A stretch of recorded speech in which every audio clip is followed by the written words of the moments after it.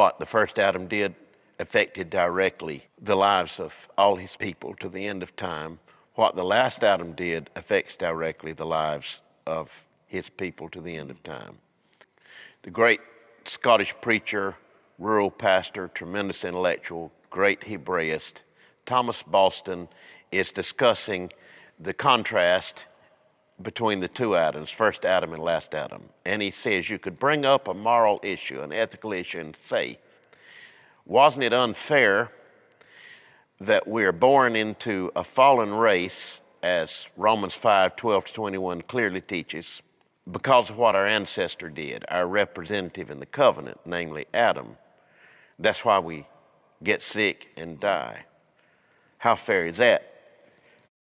And then he said, yes, it's fair because it's who we really are. He had his children after he had fallen. They carry his corrupted nature. But we gain far more than we lose because the last Adam represents us in the covenant.